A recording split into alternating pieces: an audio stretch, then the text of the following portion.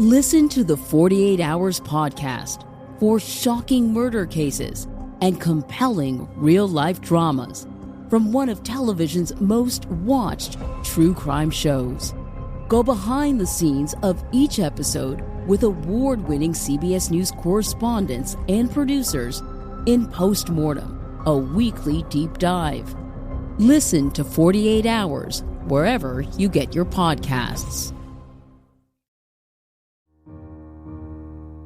Inspired by the life of the savvy and ambitious Colombian businesswoman Griselda Blanco comes a new Netflix original limited series. Griselda tells the story of a devoted mother who, with her lethal blend of charm and relentless savagery, creates one of the most powerful cartels in history. Witness Sofia Vergara's captivating transformation into the godmother of the underworld. Griselda, now streaming only on Netflix. Barenaked, Barenaked, ABCs. Welcome to the Barenaked ABCs, where we never half-heartedly review every single B&L song from 7 to Y. Wait, that didn't sound right. Where we never half-heartedly, yeah, that's right, we never half-heartedly do it. We wholeheartedly do every single review. And this week I am without Aaron. Unfortunately, if he was here because of his work schedule, he would be half sick and half asleep. So we don't want him to be here this week. We'll let him regenerate a little bit and get back into the swing of things and join us hopefully for next week. But I do have joining us a fan of the podcast who is a huge fan of Barenaked Ladies. We have Erik B. from Canada. He has had some wonderful comments on our page. And Erik, welcome to the show. Thank you very much, Tracy. It's good to be here. So, Erik, tell us more about you and how you connect to Barenaked Ladies, and maybe a little bit about how you've come to see us. First, how I came to find you guys, I just about a half a year ago there, I started thinking, I wonder if there's a podcast about Barenaked Ladies. I'd never had any, so I thought I should try and find one. What am I going to start with? BNL. I found two. I got to say, I've only listened to half of Saker's first episode and not given him another shot, so I got to do that more. One day. He's a good man. Yeah, but I was thrown off by the out there-ness of it. So I ended up here and I thought, these guys know what they're talking about. So I'm currently on Get In Line. I'm catching up. I only started in September. That's pretty good for September. You're almost through 100 episodes at this point. Yeah, I think I'm on, 88 or 90 or something. So why BNL? Why did I start finding a BNL podcast? I have listened and followed this band since I was 11, 98, when Stunt came out, and I was listening to 1 week on the radio. I thought, what is this? I need this. And my parents got me Stunt as a gift. And since then, it's been nonstop catching up with every album as they, the backdated and getting the future stuff as they came out. And probably going to be useful to have me on this show because it'll bring someone who's going to pull up the ratings on the later albums. But yeah, that's all right. We need some higher numbers on those later albums. So yeah, exactly. I've seen them 8 times in concert. Drove 7 hours one time to go see them in the neighboring province in Saskatoon, Saskatchewan. Yeah, haven't seen them for a while. The last time they came through, it was my wedding, and I couldn't convince my wife to postpone. Oh, come on. All right. You only plan that a year or two in advance? Come on. Yeah. Now, wait. While I'm looking at you on the screen, no one else, of course, can see this, but is that a Saskatoon sunset behind you? No, but it is a Last Summer on Earth sunset. No, I mean the picture behind you. Oh, that one. No, that's just mountains. I wish. It would be a little too apt if it were. No, I did that one. That's a very nice painting. Well, they tell you how to do it. Yeah, I've got one of those over there. It doesn't look anywhere near as well done as yours does. Mine looks more like a Jackson Pollock than anything. So, what is your favorite album? Well, it's got to be Stunt, because that's the first one I started with. That's the first one I came to. But honestly, as they were putting out Grinning Streak and Silverball and Fake Nudes, each time they've come out and I've listened to them, I thought, this might be their best one yet. Wow. So, like, from a musical perspective, just not from an Aaron musical perspective. I don't have that knowledge. But just from a straight up, they're doing what they want. They're doing what they like. They're not catering to what they think needs to be heard on the radio. They're having fun and they're putting out what they want to put out. And I love that.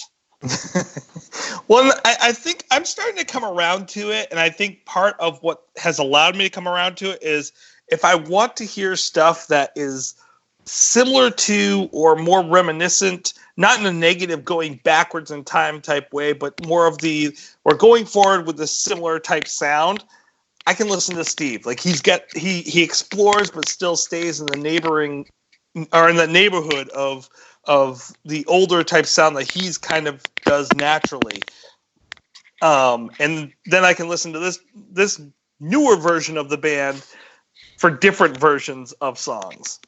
100%. I mean, Steve's new stuff is fantastic. I've got both his Heal Thyself albums, and I've seen him a couple times in the last couple of years. Once right before he put out album 2. That one was entertaining because he made some sort of a joke while he was on stage. He was the artist in residence for the National Music Center here in Calgary, and teaching a whole bunch of other artists how to write music and helping them write some songs. And he made a joke in the show, and he sat there and he said, I've been writing a 2-part album, and one is Instinct and Discipline, and I've been putting Discipline off for a couple years now. He's pretty great that way. Mm-hmm. He's a funny man. I like him. So I shouldn't hold off any longer. I've been half-heartedly attacking this song for the night and putting it back and procrastinating it. So we should probably discuss this song. This week's song is Half a Heart from Barenaked Ladies Are Men, and it's written by Ed. If you've never heard this song before, here's a quick snippet. Anyone with half a heart would help me out before they ever let the other half find out. But if you can see how far I've let you down, anyone with half a heart would let me drown. All right, so it's funny that I say this is from Barenaked Ladies Are Men, because it is I hate to say this, but it's a reject from the Maroon sessions. So they actually recorded this whole thing for Maroon. And that was the version that they then later on released on the Stop Us If You've Heard This One Before. And then they re-recorded it for some reason for Barenaked Ladies Are Men. I'm not quite sure why. It's slightly different, but it's not such a huge difference that I'd be like, yes, thank goodness you went out and redid this in a completely different way. They're subtle. There's definitely not like the difference that you'll see with like Adrift or something. Yeah, there's definitely subtle differences. So the only major differences that I could see, as well as what has been mentioned online, is the Rarities version, the demo version as I would call it, the original, has bongos instead of drums, and it has a much lighter arrangement.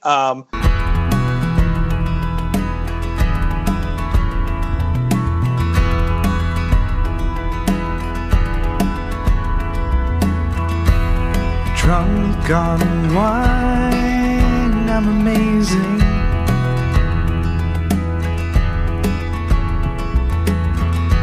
The Blam version is more of a rock song, and it's slightly faster than the demo is. So, for example, the demo, the lyrics, and of course now I can't think of it, but the frames are exactly the same for both songs, but the demo is 23 seconds longer. So if you start them at exactly the same time on exactly the same word, by the end of the first verse, they're already unsynced by just enough, and it slowly gets worse and worse as it goes along. Wow. I did that last night, so I was like, drunk on wine, I'm amazing.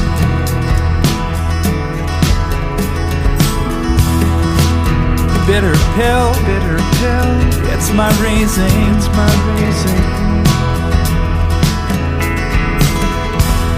News at 5 and at midnight.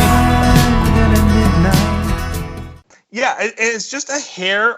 Aaron could tell me exactly the beats difference, but there is a slight beat difference, probably like 5, 6, something like that different, which slows it down just enough. Nice. Yeah, I was wondering if maybe it was just like a longer intro, longer outro, or a longer instrumental. But yeah, if they're that far out with just the words, that's pretty cool. Yeah, it does give the demo a little bit more of a melancholic feel versus the actual released version of the song has more of a rock song kind of feel. It's an interesting direction for them to go with. It definitely makes it fit more onto Blam. The demo version wouldn't fit as well on Blam, and the Blam version wouldn't have fit as well on the Maroon album. Yeah, because if you look at the Blam listing, or the Blammin' listing, that as I call the second one, Blammin', if you're looking at that, I mean, they've got a couple already slower songs in there. They didn't need to have another one. So it was good for them to rock it up a bit and add some heavier drums. I do like when they do that with their songs anyways. Some of the songs I've heard some lower ratings on it. What? That's a rockin' song. No, you need more. So the music, I don't have a ton of breakdown for the music on this one. Let's see if I can pull something out. I have there goes my pile of 43 CDs over there. I have a huge pile of CDs for this for Barenaked Ladies now, and I've been slowly and ever increasing it to my wife's discontent.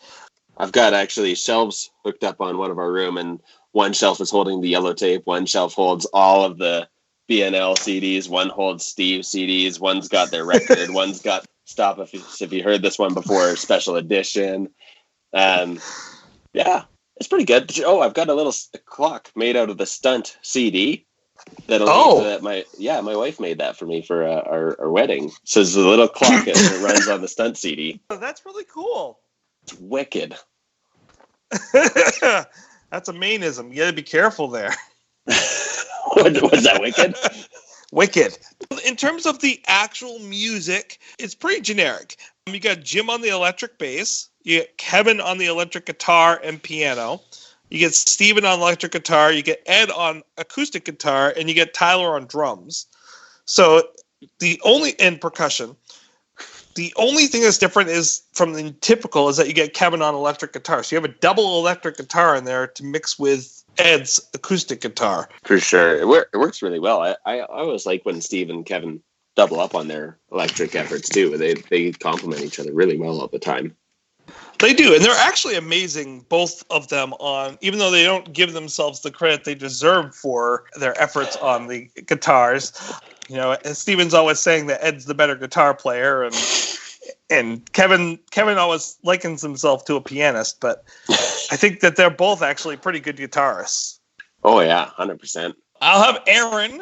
Hopefully, he will be giving us a breakdown. So I'm going to give Aaron the space here. Aaron, give us your breakdown. So Aaron has given us a review for this week. Unfortunately, he wasn't able to record it, so I am reading his thoughts that he has sent me. Half a Heart. My guess for what album it was off from, Barenaked Ladies Are Me. Very close, Aaron, very close. Recorded at 102 beats per minute. Sounds like electronic drums, or at the very least recorded with a click track and perhaps quantized.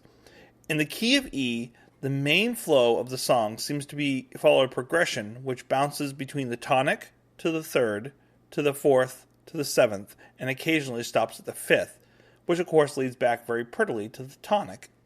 So that would be an E, G flat, A, D, B, and then back to the E. Interestingly, we hear this expressed via this very lovely descending line in the bass notes to the guitar, which is E to E flat to D flat. A very esoteric reference for people like me who are both music nerds and video game nerds, but it reminds me of the title theme to the game Mother, also known in the West as Earthbound Zero. It's a musical technique I really love. I find it very beautiful. I have been informed that we are rating the song from 1 to 5 vintage video games. So I am curious as to whether someone else has already brought up this connection. No, Aaron, we didn't. Ultimately, I like this song a lot. There are a lot of Ed vocals I really love. I feel like in the more recent albums, he overprocesses them, and they seem a lot more auto-tuned and flat, and as a result, they seem a little less soulful. I hear the emotion in his voice here, and it's great. When comparing this song to the others in the catalog, for some reason, I thought back to Celebrity. It's a very different song, but I suppose there's some similarity in the Beatles-esque pop rock structure. I do prefer Celebrity, but this is a nice, earnest little tune that has maybe a little of the tragically hip or REM in its roots, but with a more gentle Ed sort of presentation. It's nice, not my favorite, but definitely above average. I give it a very solid 3.5 vintage video games out of 5. So since we don't have Aaron's breakdown tonight, I did look on TuneBat. I cheated. I can't count beats per minute, and you wouldn't want me to even try to make the effort. The song is an A major at 102 beats per minute. The demo version, according to TuneBat.com, is an E minor at 94 beats per minute. So yeah, there's almost about 8 beats per minute difference between the two. That's a big difference. And switching it to the E minor gives it that more melancholy sound. Yeah, for sure. Definitely. Or switching. And I didn't even pick up on that key difference. So once again, that's why I leave it for Aaron for the breakdown. If in fact this is right. If TuneBat got it right this time.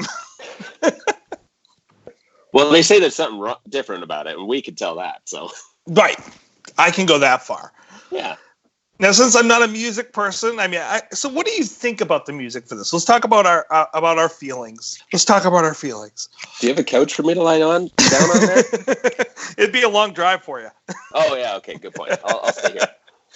What are your feelings about the music? We'll get to the lyrics in a little bit here. I had about 100 million notes written down, but of course I forgot them. So. No, when it comes to music, I can't say that I actually analyze or look at specific spots of the music. I've been starting that with this podcast. Every time it's onto a new episode, I give that song a listen, and I try my hardest not to sing along, not to hum along, not to whistle along, and I try to listen to it. I'm terrible at it. So it's hard. It is the hardest part of doing this podcast. Yeah. So honestly, all I can say is the bass and the guitar always jump out at me, and they're just beautiful accompaniments, but it's just always one continuous melody from, their harmonies, whether it's their vocal or their instrumental harmonies, they're just always there. And this song, I get that out of every time. And it's a great song. I like listening to it every day. Not every day. I don't listen to it, but I'm too busy listening to BarenakedABCs to listen to this every day. You got to catch up. Right? I'm getting there. I like the music with this. I think my concern is it's very repetitive. So I think that some people might say, because it's so slow, that people might say that it's boring or that it might put them to sleep. I don't find it boring. I do find it very relaxing. This is a song that I would put on if I was going to, I wouldn't put it on to exercise to or to do anything active to. If I'm going to go out and have to paint the deck, then I'm definitely not putting this on, because I'm going to get bored pretty quickly in the middle of it. But if I need to just kind of relax or meditate or to go to sleep to something, not because it's a sleepy music, but just because it would relax me, I would put this kind of song on. We'll get to the meaning of the song in a few minutes and whether that might not be good because it might give me bad dreams. But in terms of the song itself and the music itself, I think this is a good song for kind of relaxing to. Yeah, 100%. It's great for that. I like it it's a driving song for me. I always listen to it whenever I'm listening to it. I'm in my truck. I'm just driving along, and it's a great song for me to just cruise along to. Or sit in traffic. And Ed's voice is beautiful. When he goes soulful, he can really hit that. This song, For You, When I Fall, those songs, when he decides to really kind of try to draw you in with his voice, he can thoroughly do that and make you feel his point. Yeah. When I Fall. Ooh, that's a good one. We're not going to hear that for a long time. That's a good one. No. You're right. That was one of his first ones. I always feel like that he got this real sound to his voice for these slower, more sorrowful, nostalgic songs, and Long Way Back Home. And I think with When I Fall, he was kind of like, you know what, you did The Flag. I can do that. I can make a song like that makes people just kind of feel, yeah, of course, totally. And he still does it. He still does it in their new stuff too. He does, and he does have some really great songs that are along that line. Mm-hmm. The other thing you mentioned, the harmonies, and of course it wouldn't be B&L without us mentioning the harmonies.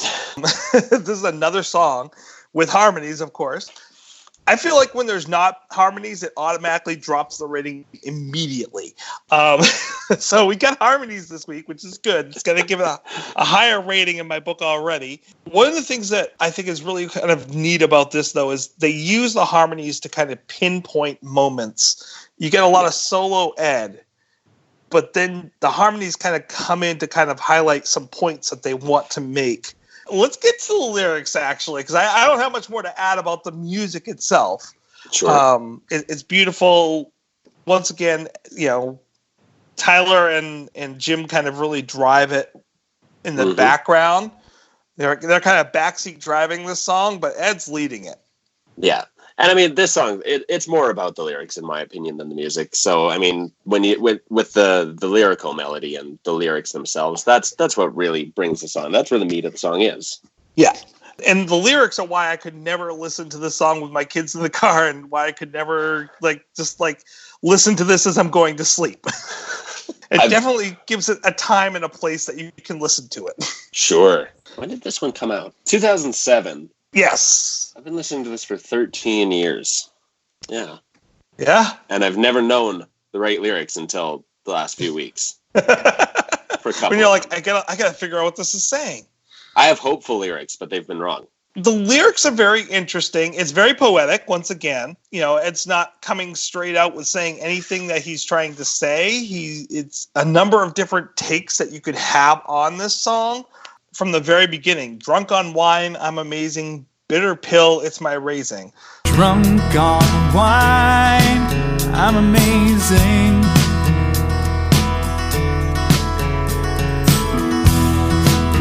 Bitter pill, it's my raising. That could mean a bunch of different things. And yet, I want to know what your take is on this, Eric. What do you think that these lyrics are about? Well, I always took the drunk on wine, I'm amazing. Yeah, I'll get that one right. That one, that's always been just, you go out, whether you're having wine or whatever it is you are, the further along you go, the better, more capable, more talented you are, the more you are willing to do, horrible stuff. And I mean, it comes up in the next line with the news at 5 midnight and caught on tape, right? So he's, it's speaking from a narrator who's getting very far on in the night. He's had a few. Yeah, he's had a few. He's going on. I typically actually have usually thought it's probably a famous person because he's playing the part of a famous person who's done something because it's the crowd around him is growing. It's crowd around me starts to grow. It's in the tabloids. It's getting brought out into the limelight. Everyone can see what he's done, and it's on the news, caught on tape. Everything's following him. So every wrong decision that he makes stays with him and follows him. I catch that. I usually catch that right around that first verse. So this song's difficult. There's a bunch of takes on it, and I've racked my head around this one quite a bit, trying to figure out exactly what Ed's trying to kind of insinuate here. So we have people that are saying it's drunk driving. We have people that are saying it's an affair. So the main person's been caught in an affair. That's what I've seen. And also people talking a lot about assisted suicide in this.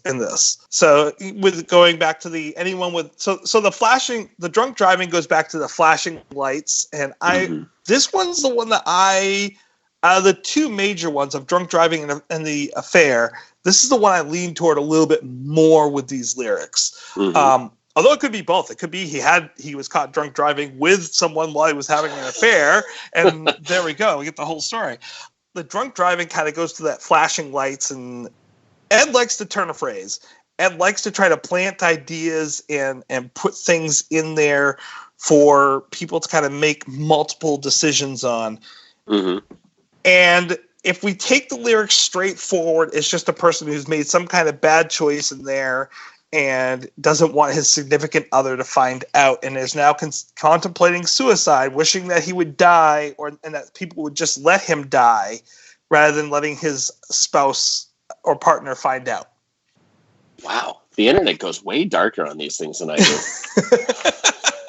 That was actually my take. I wasn't really dark on this. But the thing is like, if you look for the underneath meaning and Ed trying to play with a line here and do double meanings, flashing lights couldn't warn her. Flashing lights would, of course, be police cars. Something happened with the police that for him to get caught.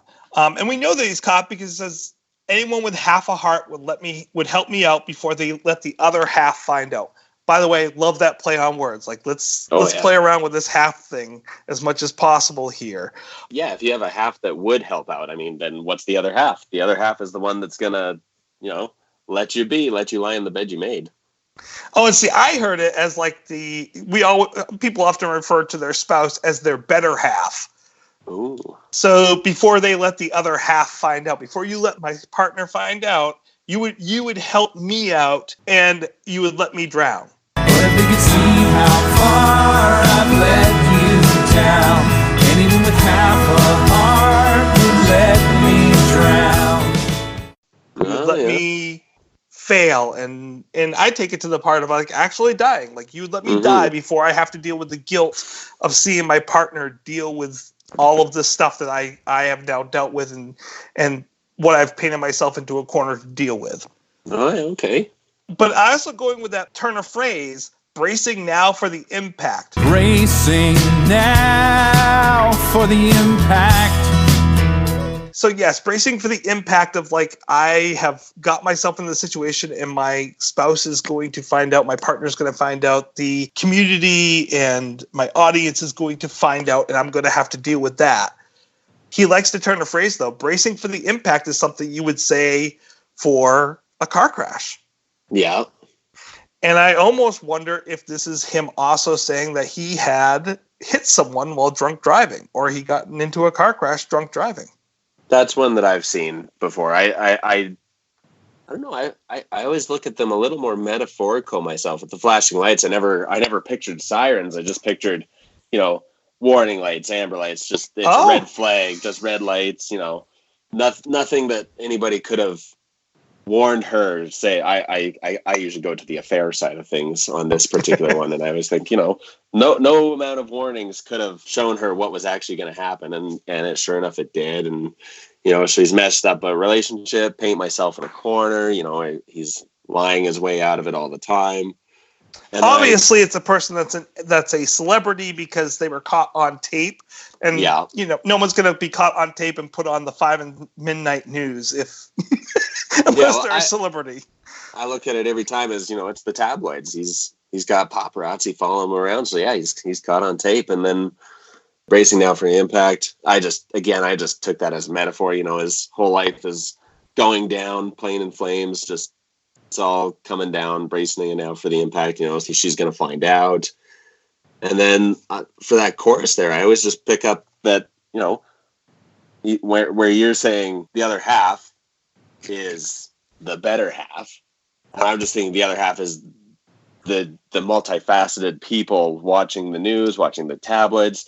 They're multifaceted. So they've got half of them. They're, he's just a guy. He's just a man. He made a mistake. Help him out. Then there's the other half that says, oh, he's a celebrity. He can go to sorry if you have to bleep that one. Gets Miyoko in there. Yoko come in? So I always view that as like the more multifaceted, because while they may be judging him for the mistakes he's made, they're being nice, or rather he's imploring them to be nice because he actually needs their help more than their judgment to, get him off this track that he's on, this train of self-destruction that he's on, for whether it's his relationships or whatever. That's the take I always took. Much more metaphorical take, I guess. Well, and I like that. Like, there's so many different takes you can take with his songs. Yeah. And my guess is that if we ever got him on the show, Ed, you're of course invited anytime you want. But if we ever got him on, he would probably have a very similar statement to Steve of like, the whole point of it being metaphorical is I don't want a defined definition of exactly what this song means. Mm-hmm. I want it to mean many things to many people. So, or everything to everyone. At the same time, when Steve said that, I still sat there and there's most of me sitting there saying, but thank you for saying what your thought was, because yes, I hear all the ones and I'm like, great, people can have that interpretation of a song. Everybody can take what they want from a song and feel different things. I have very different thoughts on Crawl and very different feelings on Crawl than you guys had. And it's based on people that I know that it was much more of a recovery song than anything. Oh. But I love when these songs can have a different meaning to different people so that people can connect to it from no matter what their backgrounds and their experiences. Everybody can connect to one in some form. Mm-hmm. That's why I love having these discussions. But I like to know what's right. That's the other part. I was very glad that Stephen was able to say what he wrote when he was writing it.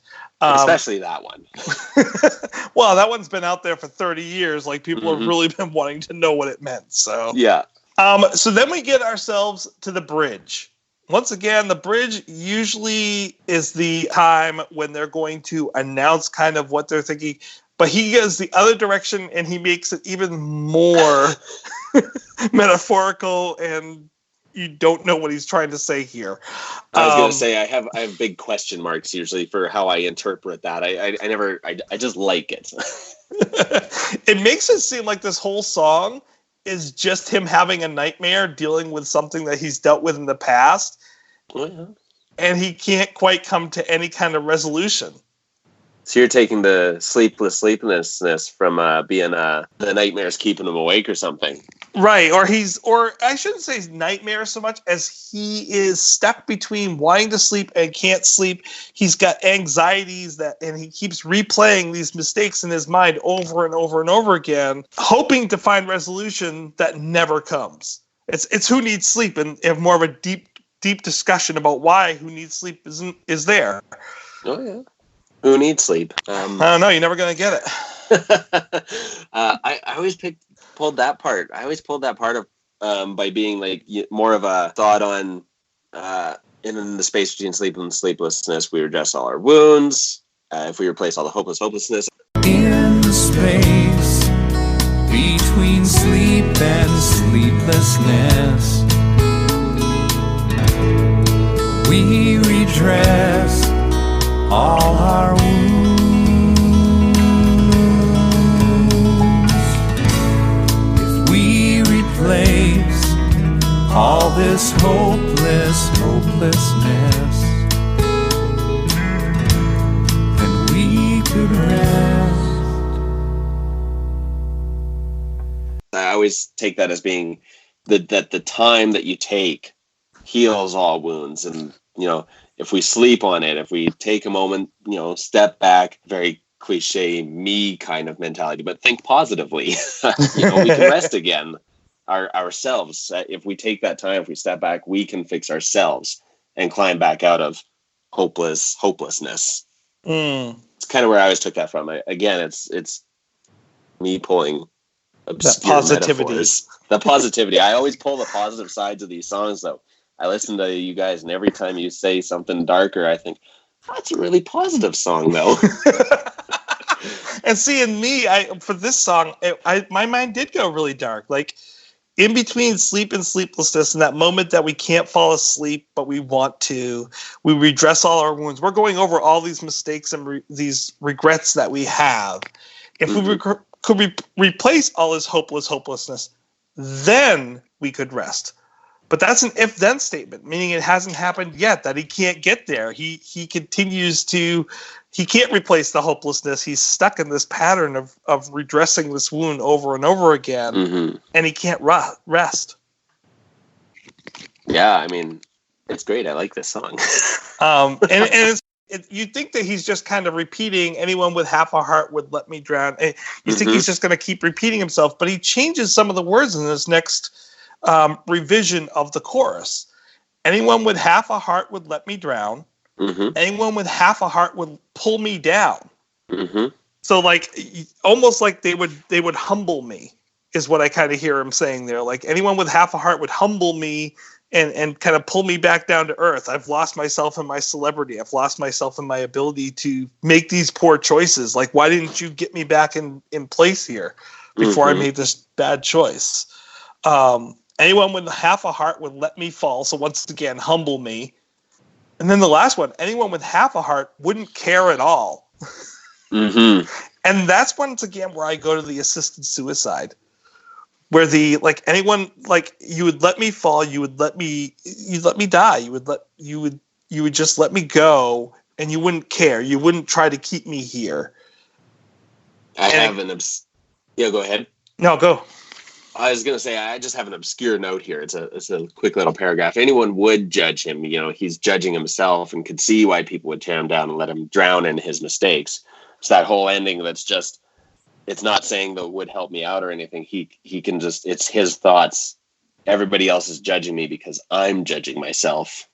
Mm-hmm. And so anybody with half a heart would do this because there's that other half of the heart that's telling them, don't help him. He got into this. But see, when I hear that statement of, well, I couldn't care less, versus when people say, well, I couldn't care, or I could care less. No, the phrase is I couldn't care less. Could you or could you not? Exactly. I could care less. Great, I'll work you to it. It's a really interesting song that once again could be taken so many different ways. Yeah. And I think it depends on the week. And of course, having listened to this song like 50 million times in the last month, usually when I'm preparing for these songs, I'll listen to it like 5-10 times and I'll move on to the next song down the line and then come back to it again and back and forth and back and forth. Over the last month, listening to this song as I was rotating through it, I had a whole bunch of different takes on it. Yeah. And I do like songs that make me do that, like make me re-listen to them over and over again. Yeah, and I read a couple of those other theories you put there, and I listened to them, and I thought I could see someone thinking that. It's still not what jumps out at me, but I can definitely see it from everybody else. Well, not everybody else, but a lot of the other point of views. I can't assume I'm the only one. No, I mean, are you the only one? No, sorry. Just one and only. I don't know. There were some really out there theories that were on the internet. I avoided those because I can't even go down there where they were guessing that Ed had an affair, and they said that it was around this time, and he was talking about his own affair. I'm like, first of all, you could look it up all you want. There's no proof anywhere that Ed has ever had an affair. I don't even think there's tabloid articles that suggest it. No, I've never heard of it. If anything, if Ed were going down that path, I would think he'd be talking about Steve, who was at that time having affairs, at least as it had been rumored. I don't know specifically or personally if he had any affairs. Actually, I feel like I read something that prior to the whole incidents and issues in New York with Steve, I feel like I read something that prior to that he had been separated. I could be entirely wrong. He did. And if they're separated. They were already separated and working toward their divorce at that point. Okay. Now, whether that was an affair that kind of had driven that or several affairs that had driven that, or if it was just like they had decided like, no, we're not good together. Who knows? Steven has admitted he wasn't making the best of choices around that time with drugs anyways. So, I must say, though, I almost always disagree whenever I hear you guys say, well, it's about Steve. Ed's writing about Steve, or Steve's writing about Ed. And I'm like, no, it's not all about the other one. Maybe it is. No. This one has the possibility, but I really don't feel like that's what this is about. This isn't one of those ones that I have that definitive feel. Golden Boy almost is definitively like he's come out and said it, but this one I don't feel so much. Yeah, he in his interview, this is all that I really have for this song though. Like I don't have a ton more that I need to kind of talk about with this one. I find it is a very, I mean, it's not very long. Any length that's attributed to it is really from any intro and outro stuff. I don't remember how much of an outro there is, but it's it's a minimal song in and of itself, and it's just heavy and potent in the lyrics, even for as short as it goes. I kept finding that because, like you, I figured I'd brush up on it a little bit and do some homework. So every time I listened to it, I found it's over already. I got to hit back. I hit back and I listened to it again. I do think that we would be remiss if we didn't at least briefly touch on the fact that there was a bathroom sessions of this song. Right.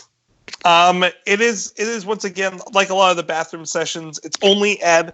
So it's very sparse. It's kind of stripped down to just him and the guitar. And much like most of the bathroom sessions, it is an absolutely beautiful form of the song. I mean, they're all so good. Which version of the song do you prefer between the Barenaked Ladies Are Men version, the demo version that's on Stop Us, or bathroom sessions? It will still always be Our Men for me.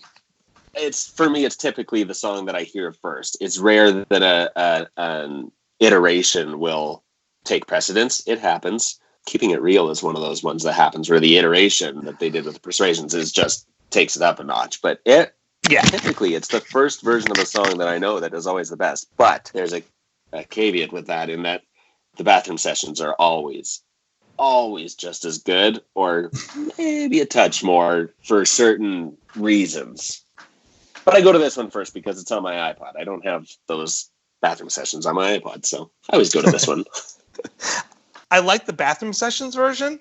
It wouldn't be my go-to, even if I had it on the iPod, which I don't. I usually choose one or two versions and keep it on my iPod. I don't have the bathroom sessions version of this on my iPod. Although it's kind of beautiful to listen to, and it's nice to hear him doing it this way. I like it when we get different renditions of it to kind of compare to and contrast. But I come to Barenaked Ladies for them playing together and hearing them as a band. So unless it's really super special, I miss Jim and Kevin and Ed and Steve and whoever is missing. I miss them not being there when they're not there. Out of the two other versions, I would have to say Barenaked Ladies Are Men version takes a slight lead. And it's only because I've heard it so many times before, and that's the one that I know. If I really want to be sad and depressed when I'm listening to this, I'm going to listen to the Stop Us version because it is much more melancholic. You'd rather listen to the E minor if you're... exactly. Just wait until Aaron corrects us, and it's not E minor at all. That's when I get into the edit and I have to go back through the whole thing and listen. And anytime I hear E minor or whatever, I have to cut it out. Like, now I got to do like 50 minutes of editing more. Or we can just admit that we were wrong and have it say that we said E minor. That's the easier. We blame it on TuneBat. They got it wrong. Exactly. And I'm naive, so I believe them. All right, so let's put some numbers to this. I'm going to say for this week, because the phrase half a heart goes back to when I was growing up and I was playing Nintendo or NES or Atari, and the way that they measured your lives and how much more you had to go was by whittling you down by a heart to half a heart every single time. Zelda, that was the big one. That's right. So my question to you is, how many vintage video games do you give this song? This song, I was wavering. I'm very few of these songs in their entire catalog are low scorers for me. So I have to whittle them all within, 3 to 5 for the most part. And this one I was originally thinking it's a 4.5, but I've brought it down a little just because I don't typically actively search it out. But, anytime it's on, I listen to it, I sing it, I belt it out as much as I can. So it's still got to be in the 4s, and I'm just going to put it on an even 4. Even 4? Vintage video game hearts. Nice. Or half hearts. 4 half hearts. 4 half hearts. Yeah, I don't know. I don't like the half hearts though, because then wait, no, it's only 2 full hearts. Oh yeah, no, it can't be half hearts. You're right. No, we're just gonna have to do vintage video games. How many vintage video games do? So which vintage video games would you give this? Which ones? Yeah. Of course, now I have to think of something that's also a 4. Oh, that would make it even harder. Oh my goodness. And I have to rate all the games I used to play. I don't know. Well, let's just stay with Zelda, because as soon as you said chipping away the hearts, that's what I thought of. I thought hearts. I'm just putting your name in here, and I gotta update all this stuff later on. I'm on the leaderboard. You are on the board. All right, so depending on where Aaron puts things, we'll have to see. But for me, I like this better than a lot of their other slow stuff, especially the stuff that Ed has written, like "Give It Back to You." I like this more than that. I like it a little bit more than a lot of the more recent Ed tunes, but it's still not in, to me, the upper pantheon. To me, it's not up in the 4s range. I don't know. I don't listen to it really often, and like I said, it would be one that I would want to listen to just to kind of mellow out, which most of the time when I'm listening to music, I'm listening to it to get me going, to get me through the day. Well, and this is a sadder song for you than it is for me. This is a more positive song to me. So, yeah, this one's not very positive for me. Yeah. To me, and I like it because of that, because I do like it when Ed makes me like melancholic. A lot of his newer stuff is way too happy for me, so it loses a little bit of points for that. This one does make me, it's kind of a Steve X type thing where we're going to like deal with this happy, sad area. Yeah, dive right in. Like, I worked on this all week, bouncing up and down this list. I finally kind of came to a spot of a 3.75. That's pretty good. That's respectable. That's, yeah. That's not going to hurt it at all. It took me a long time when I started hearing 3 scores, whether they're 3s, 3.5, 3.75. Took me a long time to come to terms with that's an okay score. Yeah, I mean, I will say that most music that was on the radio when I was growing up would be in the 3s area, and would definitely not be in the high 3s area when you're listening to pop music. So it's already quite a ways up there. It's higher than most stuff that would be on the radio for me. It's higher than basically everything on the radio these days. Yes. 4 would be something that I would be actively turning the channel looking for. So I don't think I would actively be turning the channel looking for this song, but if it came on, I wouldn't be changing it either. So that's fair. That's respectable. Aaron, what do you give this song?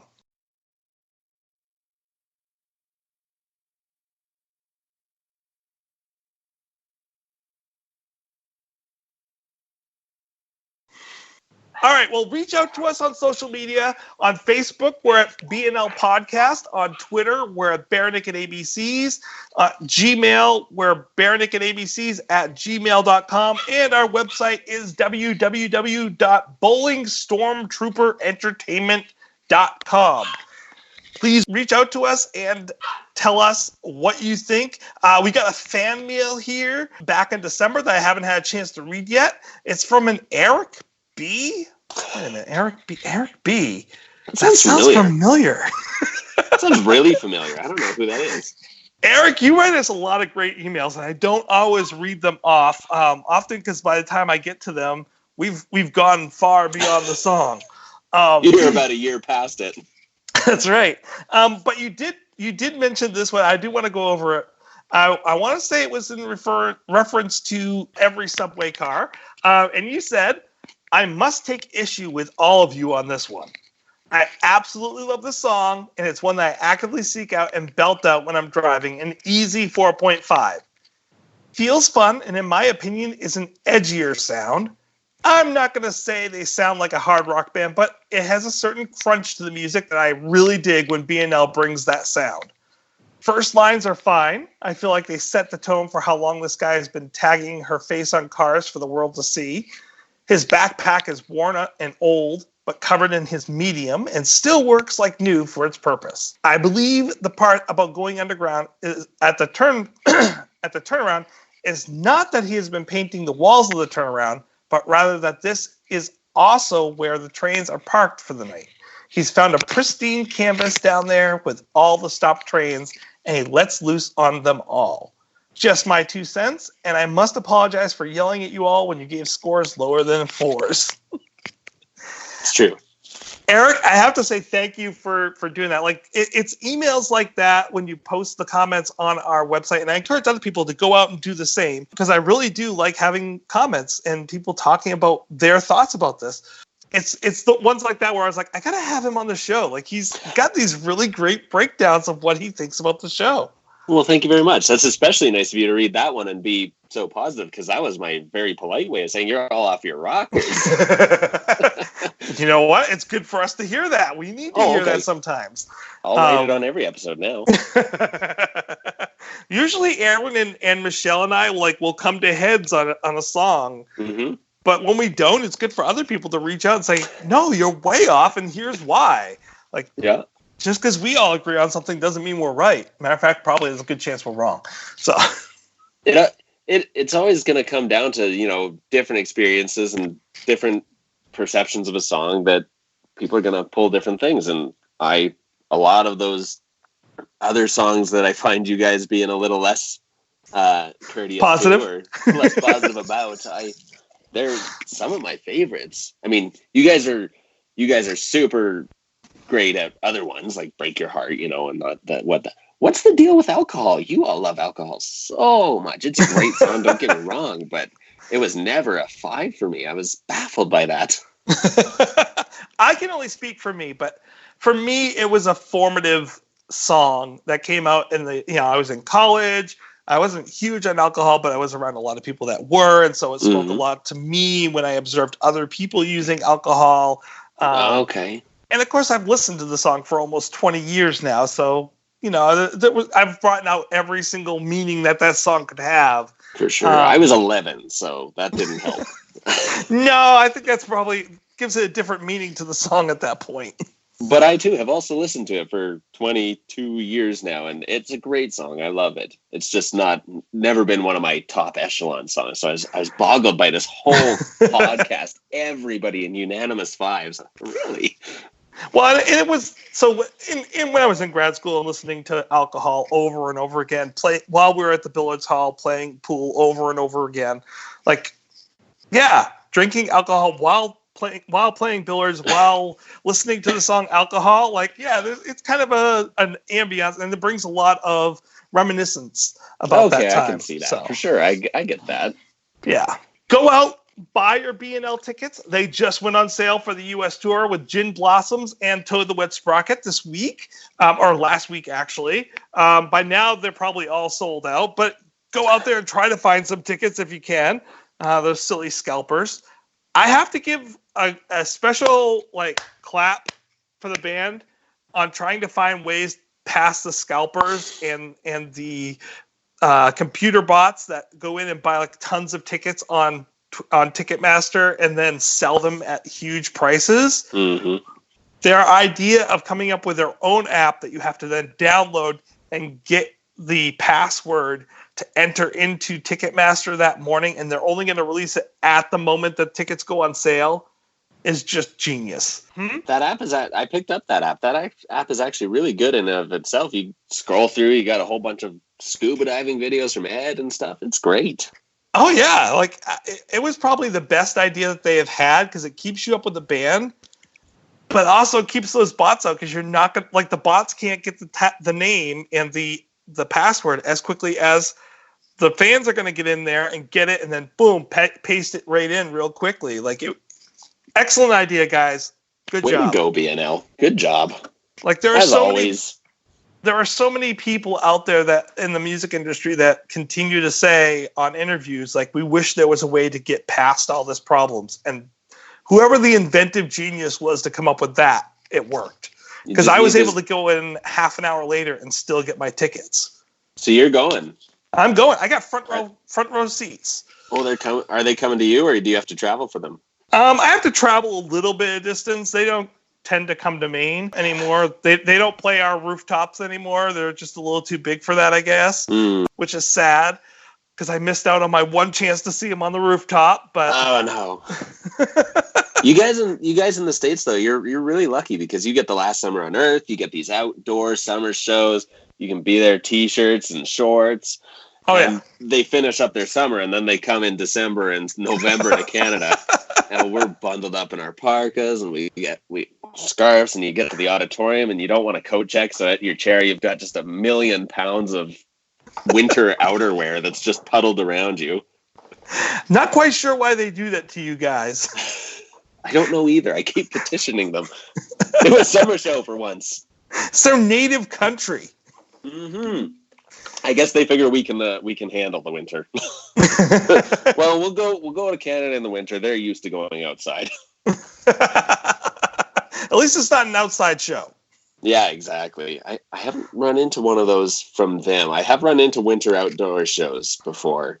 They were tied in with the Vancouver Olympics 8 years ago, I want to say now. Maybe, no, not 2012. 10 years ago, 11 years ago, a long time ago. And that was cold. That was bad. No, it wasn't the Vancouver Olympics. It was a Canadian Football Grey Cup. Oh. We had outdoor concerts, and yeah, that was chilly. That would be very chilly. Yeah, it was chilly. Now, my wife was amazing and offered me the chance to drive all the way up to Toronto, or all the way down and across to Toronto, to go to Steve's play. For those who don't know, the tickets for Steve's play, Here's What It Takes, have gone on sale for the Stratford Festival.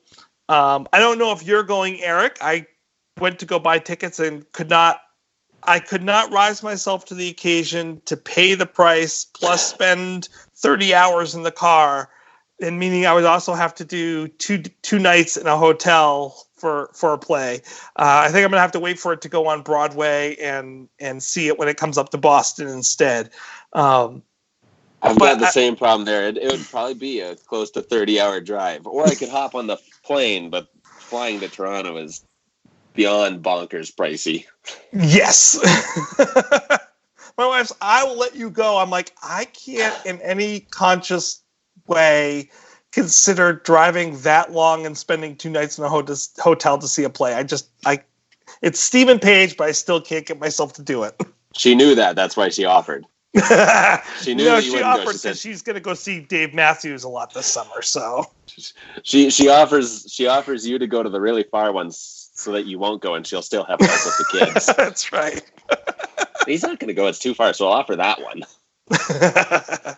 She also let me buy the Barenaked Ladies meet and greet experience this summer. So that's nice. Yeah. And I got to meet Weird Al last summer. So she's wonderful. Not going to complain in the least. When they did their BNL for the Barenaked for the Holidays tour in 2005 there, I went and saw them here in Calgary, and I'd gotten the tickets that day because I had not heard that they had a concert. I just heard it on the radio that day, and I thought, there's a concert? And I had my coworker drop me off at the auditorium, and I had all my work gear and everything, and I had my backpack full of CDs, and I got a ticket. And that was the interesting show where before the show, all 5 members were just wandering around the audience, the outside, waiting area. Yep. And I've got all their signatures. They signed everything, and all really great people. I met Kevin one time when I went to the Saskatoon show. That's the 7-hour drive one. Oh. And my cousin and I, we drove out to Saskatoon. We had our lunch. We went to go to the venue to make sure we got good seats because it was first come, first serve. And we ran into Kevin. And he said, "Oh, hey, how's it going?" And we said, "Oh, great. How are you? So good to see you. So good to meet you." He's like, "Yeah, no, having a great time. It's nice to be back in Canada." They were in the midst of an American tour at the time, and they came up for a charity show. And he proceeded to then follow up with the question, "Where can I go to eat around here and get something good?" We're not from there. Right. He just said, "There's a Hudson's pub just down the street, and it's I don't think Hudson's is in America at all, but it's a you're at run-of-the-mill average chain pub." They've got them in every city. We thought, did we just recommend Kevin goes to Hudson's? That's like the Tim Hortons of bars. Yeah, exactly. And man, I wish we knew something better. I wish we could have sent him somewhere else. I just felt like Bryant Street Theater. I don't. I'm not from around here. It's terrible. Oh, well, at least you got to meet him though and talk with him though. He is a fantastic, nice person. Which your guest, Oh, he's got the great article on Kevin. That article was so great, and everything he says about Kevin, I'm like, yeah, that must all be true, because anytime I've met him, he's just been the most kind, soft-spoken, humble person I've ever met. Yeah, any interviews I've ever seen by him, I've never met him except for quickly in passing at that 2005 show as well when they came here to the States. So were they doing that at all the shows then, eh? They were. All the small enough shows, I guess. The smaller. No, this one was in Boston. This was at the today I don't know what they would call it, but it was at the Bruins Center at the time. Really? So big stadium show. Big stadium show, and they came out beforehand to anyone that came early. Wow, that's cool. It was pretty amazing. I was like, I didn't expect it at all. So one of my old neighbors, he's since moved a couple communities away. He's a radio jockey here in Calgary, and he has a story that he knows Ed and the band from way back in the day when he was doing radio stuff out in Toronto. And he knows the whole band there. And he was telling this one story that Ed was talking about. They had a show, and I forget what show it was. I feel like it was Chicago, but they were doing a street show or something. And they could not get to the venue because it was so jam-packed in all the streets. They couldn't get to their own show. Well, they did that to themselves in Boston at one point, too. Maybe it was Boston. Maybe it wasn't Chicago. Maybe it was Boston. I forgot. They had done it to themselves in Boston, that they had announced just earlier in the day that they were going to do the show there. And then people were driving quickly to go get tickets, and it created such a huge amount of traffic for people that were trying to get to the venue to get the tickets that they themselves weren't able to get to the venue. That's the one. I mean, they got there eventually, and they played a show. Yes. But man, I guess it was just stressful beyond belief for them. Yeah, that was around their stunt era. Yes, that's what he was saying. I think it was right after it was their giant, big breakthrough into America. So they were just huge hype around every show they were doing. Real quick, I would like your take on this week's appearance. Of course, we're hitting Juno season. It's that time of the year again. We just had the Emmys here and the Grammys here in the United States. And, that means the Junos are not far behind. The better of the two shows, in my opinion. And when they keep the camera on the right stuff. Yeah. Oh. Keep it off the audience, on the band. Yeah, that was their one mistake. It was a great show except for that one mistake. Yeah. The cameraman probably is regretting that one. Yeah. No one's ever said anything about my work before. Yeah. Like he listens to this. Poor guy. Poor guy. So in favor of and in recognition of the Junos coming up, of course, I put out there this week's appearance, which is one of the 2002 promos that they had for them hosting the Junos. I love it when they do little things like this, and they were so quick and so witty back then. It was great to hear them doing this for this 30-second promo for TV.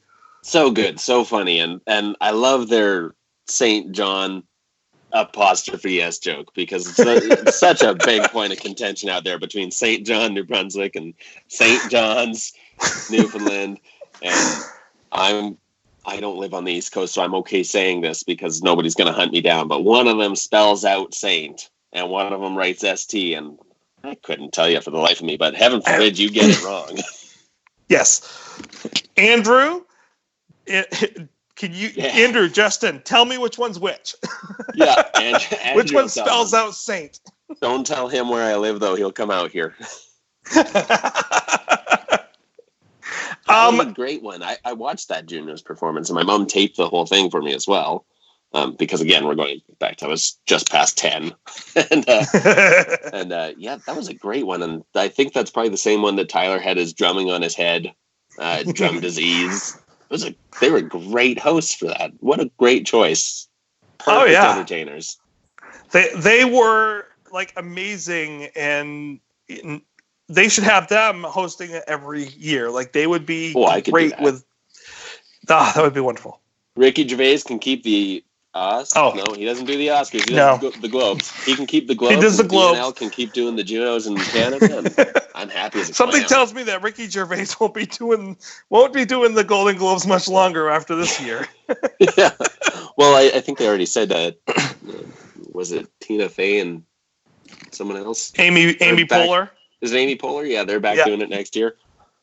Doesn't surprise me any. Yeah. Actually, this year's Juno, the Canadian Hall of Fame inductee this year, is actually one of BNL's, if not close friends, better acquaintances, Jan Arden. Oh.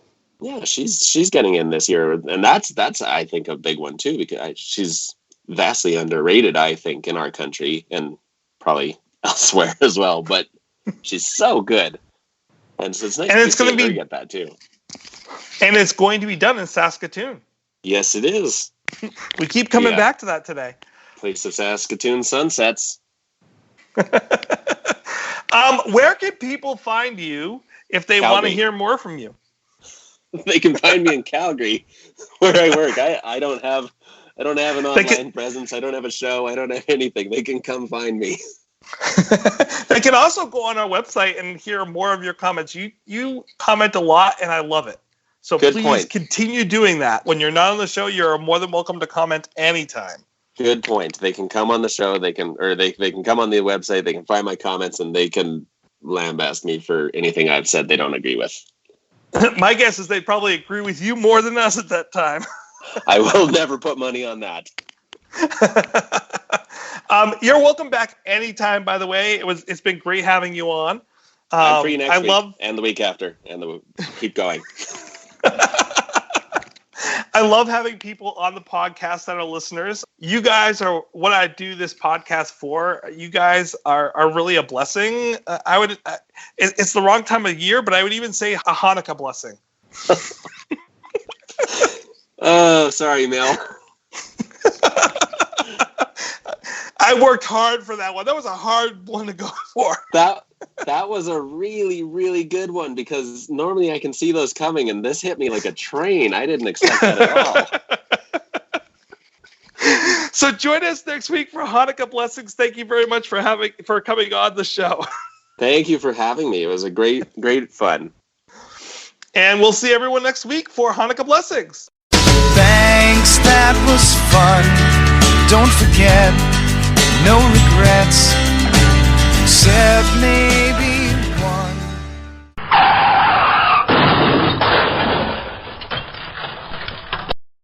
Very certain that are there. Oh, I'm looking at the wrong lyrics. Which ones were you looking at? Peace and love and limousines. That's not half a heart.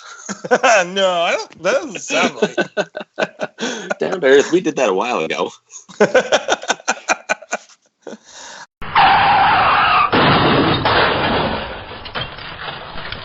Aaron, what do you give this song?